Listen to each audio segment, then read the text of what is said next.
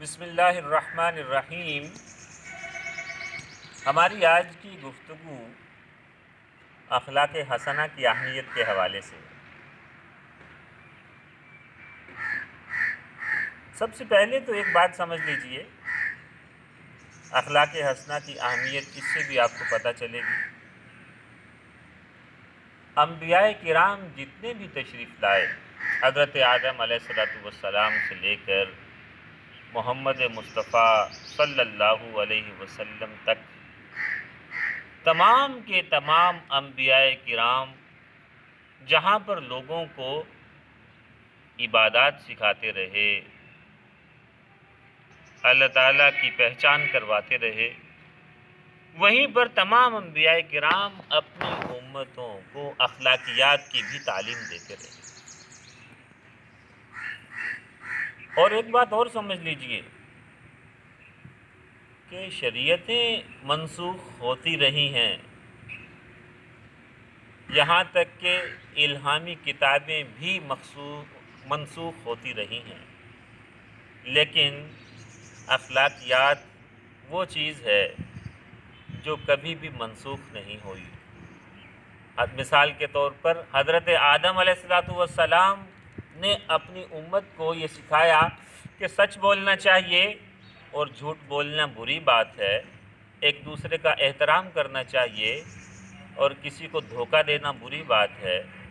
تو یہی چیز حضرت نوح علیہ السلام نے بھی سکھائی، یہی چیز حضرت ابراہیم علیہ السلام نے بھی سکھائی، یہی چیز حضرت موسیٰ علیہ السلام نے بھی سکھائی، اور چلتے چلتے یہی چیز حضرت محمد مصطفیٰ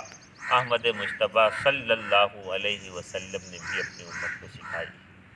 تو پتہ چلا کہ اخلاقیات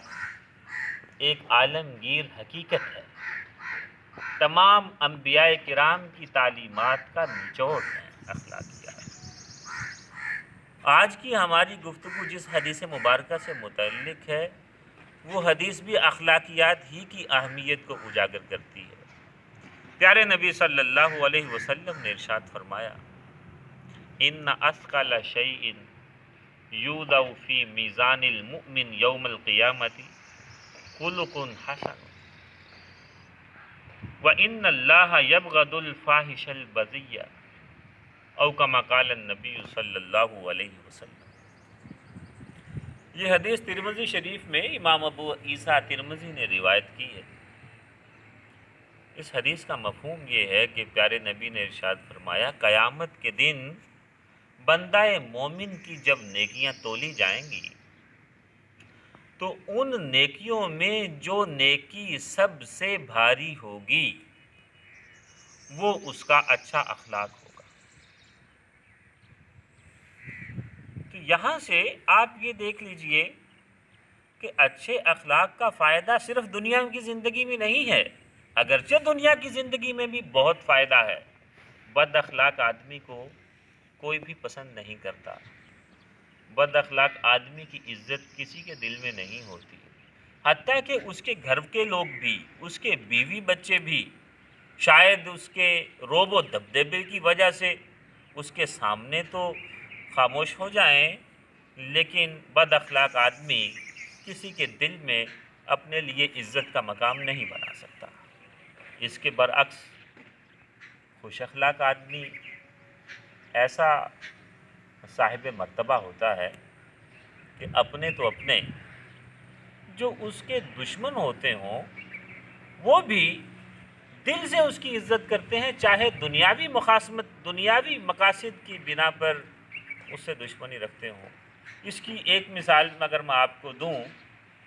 تو پیارے نبی حضرت محمد مصطفیٰ صلی اللہ علیہ وسلم کی ذات ستودہ صفات ہے۔ رسول اللہ صلی اللہ علیہ وسلم کے بدترین دشمن ابو جہل جیسے لوگ بھی برملا کہا کرتے تھے، محمد صلی اللہ علیہ وسلم میں تمہیں جھوٹا نہیں کہتا، لیکن تمہاری ان تعلیمات کو تسلیم کرنے پر میرا دل نہیں مانتا۔ اسی طرح رسول اللہ صلی اللہ علیہ وسلم نے جب اسلام کی دعوت دی اور کوہ صفا پر اہل مکہ کو بلایا اور انہیں کہا کہ اے اہل مکہ، اگر میں تمہیں یہ کہوں کہ جو میرے پیچھے صفا کی پہاڑی ہے، چھوٹی سی پہاڑی ہے، اس کے پیچھے دشمن کی بہت بڑی فوج موجود ہے، تو کیا تم میری بات کا یقین کر لو گے؟ سب نے بیک زبان کہا ہاں، کیونکہ ہم نے آج تک آپ کو سچا ہی پایا ہے۔ اور رسول اللہ صلی اللہ علیہ وسلم کے بدترین دشمن بھی آپ کے اخلاق عالیہ کے معترف ہوا کرتے تھے۔ ایک اور چھوٹی سی بات آپ کو بتاؤں، ہجرت مدینہ کے بعد ایک دفعہ فتح مکہ سے پہلے کا واقعہ ہے یہ، مکہ کے اندر قحط پڑ گیا۔ اب مکہ میں اس وقت فتح مکہ سے پہلے تمام اکثریت جو تھی وہ کفار کی تھی، اور کفار بھی وہ جنہوں نے مسلمانوں سے جنگیں لڑیں، مسلمانوں کے اکابر صحابہ کو جنگوں میں شہید کیا، مسلمانوں کو اتنا تنگ کیا کہ مسلمان اپنا آبائی شہر مکہ چھوڑ کر دوسری جگہوں پر پناہ لینے پر مجبور ہو گئے۔ وہی تمام لوگ مکہ میں تھے، قحط سالی کا سامنا کر رہے تھے۔ ابو سفیان جو اس وقت تک مسلمان نہیں ہوا تھا، اس نے رسول اللہ صلی اللہ علیہ وسلم کے پاس ایک پیغام بھیجا کہ تم کیسے کریم ہو کہ تم یہاں آرام سے رہ رہے ہو اور پیچھے مکہ میں تمہاری قوم کے لوگ قحط میں مبتلا ہیں۔ رسول اللہ صلی اللہ علیہ وسلم نے یہ نہ دیکھا کہ یہ وہی لوگ تو ہیں جنہوں نے ہمارا مکہ میں رہنا دو بھر کر دیا تھا، یہ وہی لوگ تو ہیں جنہوں نے جنگ بدر ہم سے لڑی، جنگ احد میں میرے چچا کو شہید کر دیا، 70 صحابہ کرام شہید ہو گئے، یہ وہی لوگ تو ہیں جنہوں نے مدینہ میں آنے کے بعد بھی ہمیں چین سے نہ بیٹھنے دیا۔ رسول اللہ صلی اللہ علیہ وسلم نے اپنے اخلاق عالیہ کے پیش نظر مکہ والوں کی مدد کے لیے مدینہ سے غلہ روانہ کر دیا۔ اسی طرح اس حدیث کے اندر اخلاق حسنہ کے ایک پہلو کی طرف رسول اللہ صلی اللہ علیہ وسلم نے خصوصی توجہ دی، اس کو سپیشل فوکس کرتے ہوئے ارشاد فرمایا، ان اللہ یبغض الفاحش البذیہ، وہ انسان جو اپنی گفتگو میں حیا کا پاس نہ رکھے، بری اور بیہودہ باتیں برملا کرتا پھرے، اس کو کوئی ہچکچاہٹ نہ آتی ہو بری باتیں منہ سے نکالتے ہوئے، فرمایا اللہ تعالیٰ ایسے بد نصیب سے بغض رکھتا ہے۔ یاد رکھیں، حیا انسان کا زیور ہے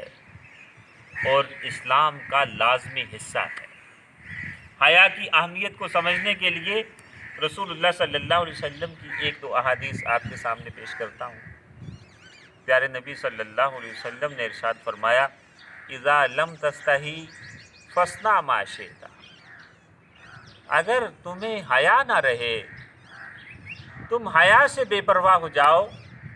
تو پھر تمہارے لیے اچھائی اور برائی کی کوئی قید باقی نہیں رہتی،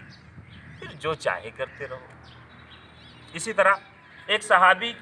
بہت زیادہ باحیا تھے، بہت ہی زیادہ باحیا تھے، ان کے بھائی ایک مرتبہ ان کو سمجھا رہے تھے کہ تم اتنی زیادہ حیا نہ کیا کرو۔ رسول اللہ صلی اللہ علیہ وسلم نے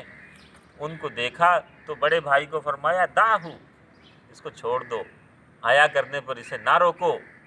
کیونکہ فَإِنَّ الْحَيَاءَ لَا يَأْتِي إِلَّا بِخَيْرٍ، حیا کی وجہ سے کوئی برا کام نہیں ہوتا، بھلائی ہی میں اضافہ ہوتا ہے، اچھائی ہی بڑھتی ہے۔ حیا جب آئے گی تو اپنے ساتھ خیر لے کر آئے گی، اچھائی لے کر آئے گی، برکتیں لے کر آئے گی۔ ایک اور حدیث پاک میں ارشاد فرمایا کہ حیا اور ایمان دونوں ایک دوسرے کے لیے لازم و ملزوم ہیں، ایک چیز ختم ہو جائے تو دوسری بھی ختم ہو جاتی ہے۔ جہاں سے مطلب کہنے کا کیا ہوا کہ جہاں سے حیا اٹھ جائے، جس شخص میں حیا باقی نہ رہے، تو جلد یا بدیر اللہ نہ کرے اس کا ایمان بھی چلا جائے گا۔ تو اللہ تعالیٰ سے دعا کرتے ہیں کہ ہمیں اچھے اخلاق والا اور باحیا انسان بنائے، جو اپنی گفتگو کو بھی پاکیزہ رکھتا ہو اور اپنے اخلاق کو بھی پاکیزہ رکھتا ہو۔ آمین وآخر دعوانا ان الحمد للہ رب العالمین۔